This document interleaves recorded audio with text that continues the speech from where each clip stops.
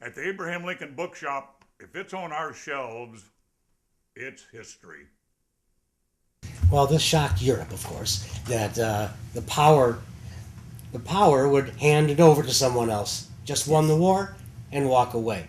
Uh, just a quick question, because I have a question from the audience I want to get in. Did he still harbor some political ambition when he went back home to Mount Vernon? I don't think so. I think he was by now, with his service of, we now have a lot of revolutions. There hadn't been many before that. And here, Britain was the most powerful country in the world. And he had freed their most important colonies.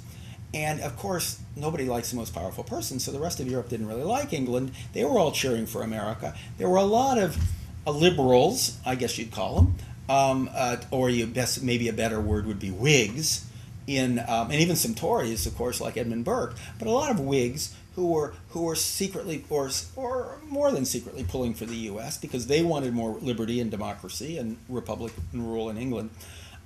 So he was famous for that. But then when he gives up power, he becomes probably the most famous person in the world, certainly the most famous person in Europe and North America.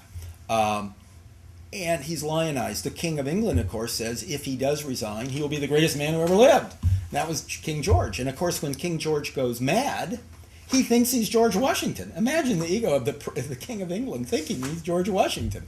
And that was in the middle of this in-between period. So Washington was larger than life. And so many of the French who had fought with him, like Lafayette, Rochambeau, would go back to France and, in the middle of the revolution, lionize Washington and what he did, not taking power.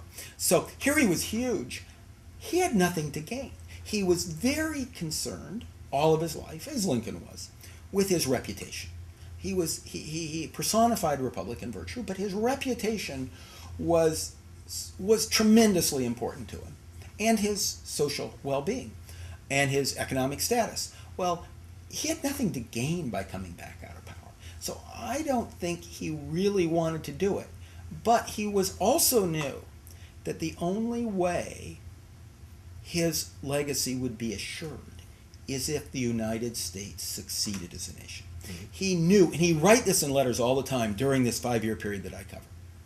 If this thing fails, if we break up, if our country cannot make a continental republic work, we'll be the laughingstock of the world. England will take back some of our territory. Spain will take the West. This whole thing will fall apart. He was really afraid that would happen. Well, let me ask you. The Confederates put him on their national seal.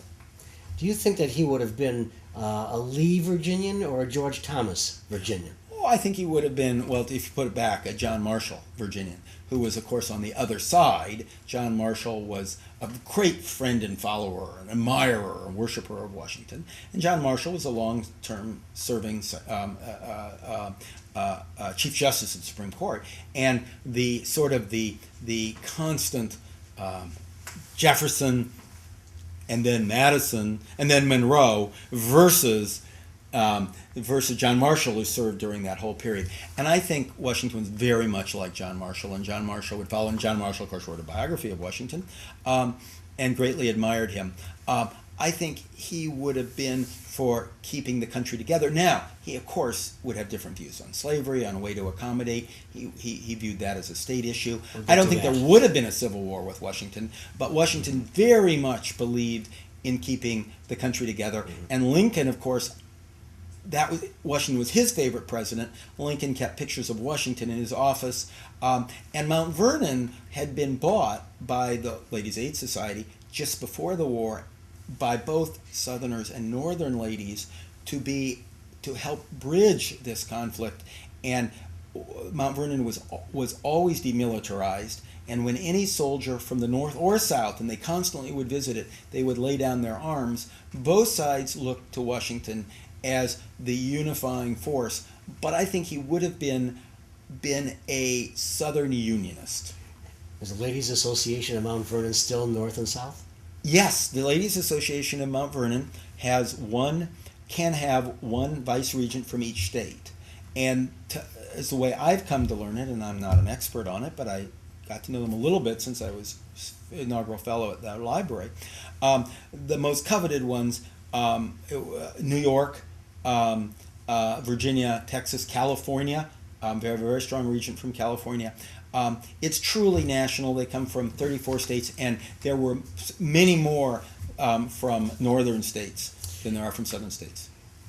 Dave in Indianapolis, we thank you, Dave, for this question. And I'm going to put a number of questions with this append to it, and all on Washington's presidency. Yes. Dave asked, which 19th or 20th century American president or presidents do you think tend to be ignored by biographical authors? Maybe quickly do that, and then I want to get to Washington again. Oh, for 19th and 20th century, there Who's been ignored? quite a few that have ignored. There's And not should much. they be? Well, some of them should be, I suppose. You don't get much on Hayes. You don't get much on Harrison. There's surprising little on Cleveland. I think Cleveland is sort of the Bill Clinton of his period, the Democrat who served 2 terms. So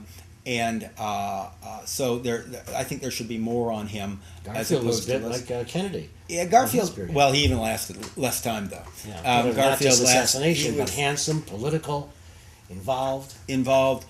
Then you go back to this. So you have those periods because there's lots on Grant. You have those late 19th century. I think he was asking most about the 19th century. Then the earlier ones. I think there could be more on Polk because most historians believe that Polk was one of the truly effective presidents.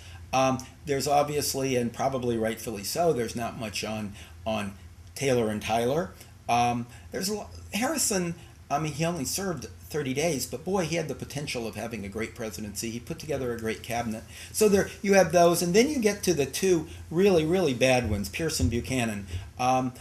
There's some on them, but I think we could learn more from watching the country dissolve under the truly, truly abysmal leadership that we had with Pierce and Buchanan. Now I'm sure you're going to have some readers who are huge fans of Buchanan and Pierce, and they'll probably come after me. But I'd happily have a beer with them, and I hope I'd convince them that they're wrong. I'm still not sure Buchanan or Hoover, both in impossible situations, could have done much to stem the tide in their moments. Pierce did more to bring it on.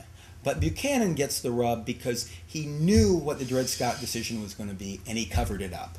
And he said, let's just wait for the Supreme Court. So he avoided facing the issue in 56, when I think he should have faced the issue. Well, I mean, the issues really could have been faced in the 20s and the 30s and the 50s, and it was always passed on to Well, I think Pierce Civil War. actively fomented them with Nicaragua and other activities. Now, Washington, first, a number of things I'm going to put into one question. Would there have been a unified single presidency without Washington as whom they expected to be that first president? Otherwise, they would have asked for that tripartite sort of thing. Did he, when he became president, also did he have the first team of rivals in the Absolutely. in his cabinet? I mean, I think he actually did. And did anyone believe that putting Washington in there, they might be the shogun behind the throne and actually manipulate what was going on? Three questions. Three great questions, all great questions. Well, some of the delegates, like Pierce Butler of South Carolina, later said that the presidency wouldn't look anything like it does now. We would not have given, as he wrote, all the powers we did to the presidency, but for the fact that we were looking at George Washington up there. And not just looking at him, but talking with him at night, because I think those, even in conversations with him, brought the delegates around. We would not have given this much power if we hadn't had the view of this man's Republican virtue. Because there was a tremendous concern expressed by many of the delegates. Governor Randolph of Virginia was saying right at the convention that this sort of presidency that we created is the fetus of monarchy. The monarchy will go with it. Benjamin Franklin even said, he says, we know this country, he had reservations, and he know this will be led well as long as Washington's in the chair, but Washington can't live forever, and it'll end up, we've given too much power to the presidency, and it'll end up leading to a dictatorship eventually. That was Ben Franklin's conclusion at the convention.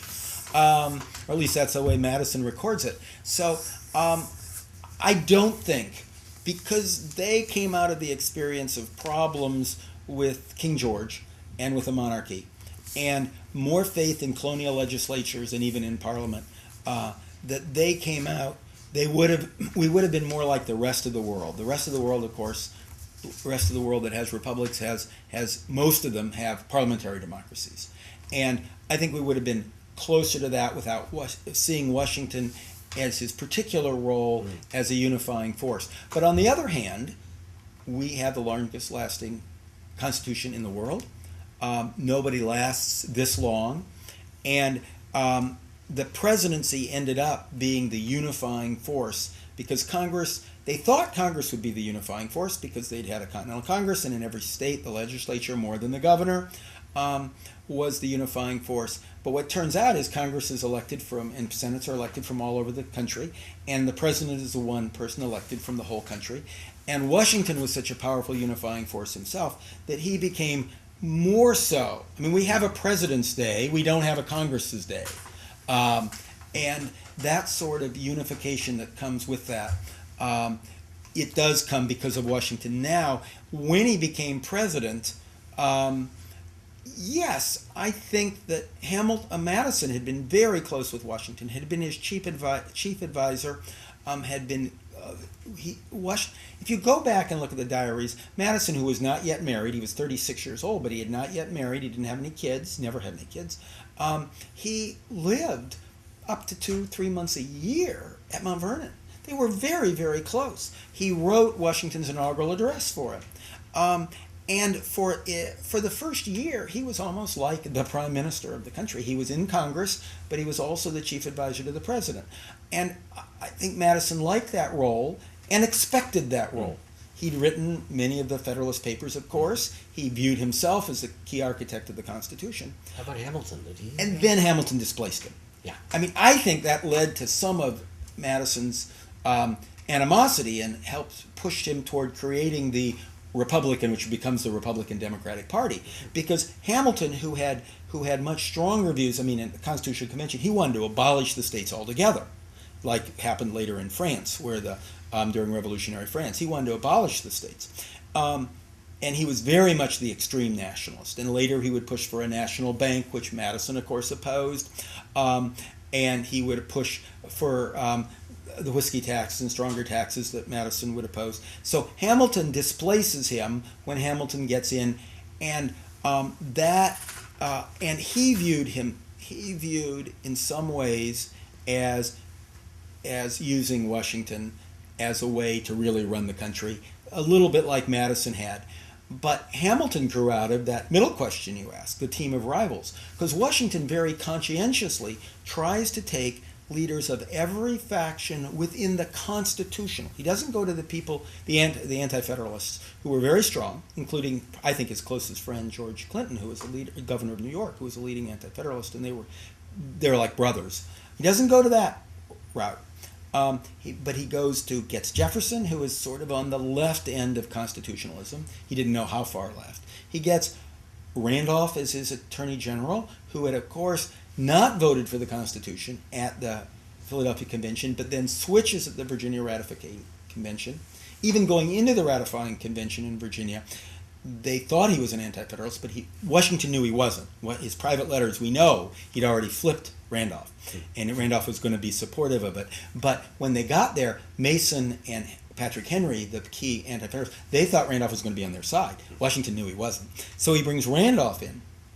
And then, of course, on the other side, he brings in Hamilton, and he keeps Henry Knox, who is a Secretary of War, who's an old friend, and